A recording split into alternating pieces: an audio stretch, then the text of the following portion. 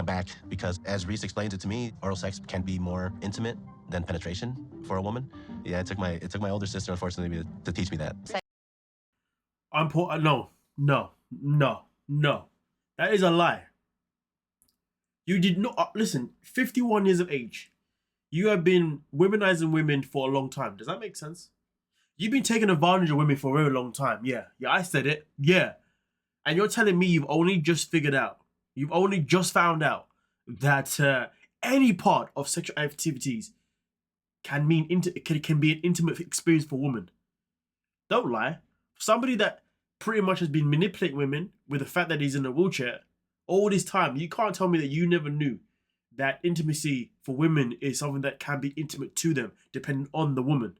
And to be fair, intimacy can also be intimate for men, depending on the type of man too.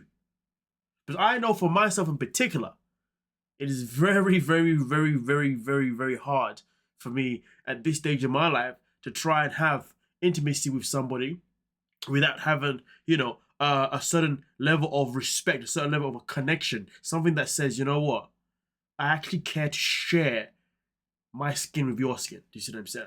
It's not love related, it's just a feeling that you have a respect when you see that person. Do you see what I'm saying? And how they make you feel, because they make you feel comfortable. They make you feel wanted. They don't make you feel anything else that is negative. You see what I'm saying? So it's not something that just revolves around women. It's something that men go through too. I'm saying they go through them as if it's a bad thing, but it's something that men also relate to as well. But here's the thing though. This is why I said this depends on the type of woman and the type of man, because you see, when it comes to Brian now, he's a type of person in this world that he believes that he needs to have intimacy just for him to be convinced that somebody likes him, just be convinced that somebody doesn't judge him because he's in a wheelchair. I mean, that's the way he likes to portray his story anyway. When in reality, he's just a hungry dog. Hungry dog. But to be fair, maybe he does need intimacy to feel wanted, to feel like he's good enough for someone. Maybe he does. But the way he goes about it is unacceptable. It's unhealthy. It's horrible. But anyway, I'm just saying there is no way he's telling us that he's only just discovered that for some people in this world, for them to actually have any type of intimacy with somebody, whether that be sex itself or whether that be oral, sometimes even if it's just a kiss, some people need to feel some form of a connection to you. But let's get into it. Oral, né? E pra mim é uma coisa mais íntima. I just feel like Ingrid has been standoffish since the beginning, so I can't get out of my head totally that she's not attracted to me. So his sister tells him why Ingrid said no.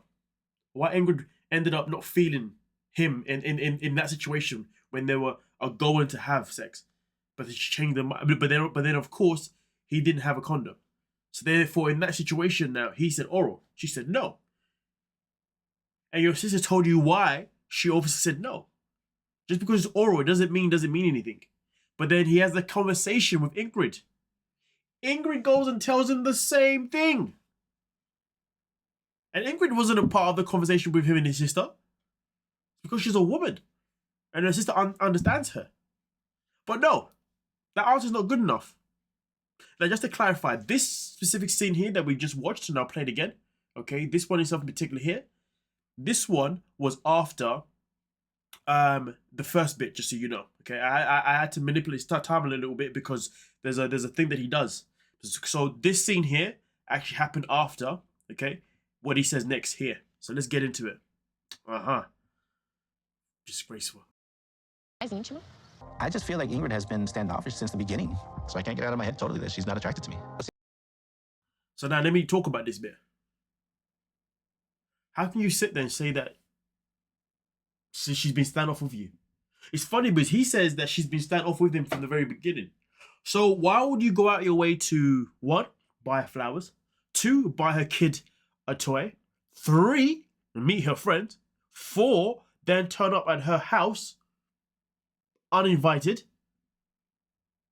5, buy her a sexy little piece for her to wear, 6, still continue to pursue her in a sexual way? I can keep going. So if you felt like something was off, why not address it at the time, but address it respectfully? But no. Brian just wants to be Brian. But he only sees one thing, and the one thing is his goal. And his goal is to get into those panties. But now let's proceed to what is said in this scene here. Eu senti que ele estava brincando comigo. Mostra que ele não gosta de mim, porque sou eu que na cadeira. Now, this scene in particular was the one that was after the other bit, okay? Where she talks about how it was because she didn't feel the intimacy part, okay? And he still has the audacity to sit there and bring up the wheelchair. I thought you didn't want me because of the wheelchair. He's always bringing it up because it is his tool to try and make someone feel sorry for him, to try and make that person feel as if they now need to be intimate with him to prove that they are into him. He's pulling out all the stops. Because why do you need to keep repeating it time and time and time again? The woman has not forgot that you're in a wheelchair. She sees you one every single day. And she has not forgot that you are sensitive about it because you mention it every single bloody... You get the gist. Quando chega aqui, em vez de provar com Vira monstro, vira totalmente diferente. provar com atitude, provando diferente. It's funny because he's the one that added the word become a monster. It's like he knows that he does become a monster. It's like he knows who he really is. He knows that when he doesn't get what he wants, he acts up. He knows he becomes someone completely different. Because at the end of the day, why is he fitting the gap for? And it's not a case of where she says something and then she was like, I don't know the word, and then he filled it in. No. She was talking, and midway of her talking, boom, he was like, yeah, become a monster. That tells me what I need to know. And what I need to know is that this man is very, very aware. Now, we've always known, or I've always known, that he's very aware of what he does. It was just a matter of him admitting it in some format.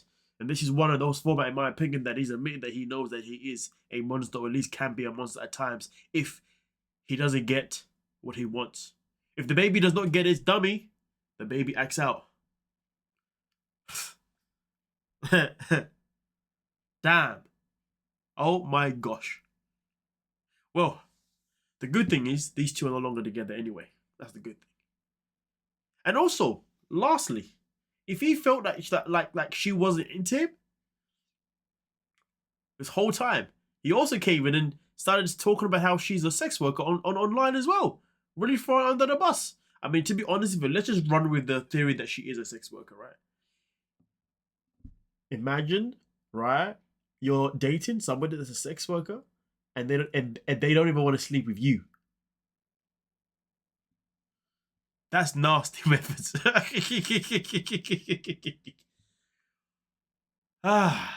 This guy is full of it. I'm gonna cough, so let me disappear. Don't forget to like, subscribe, and of course, peace.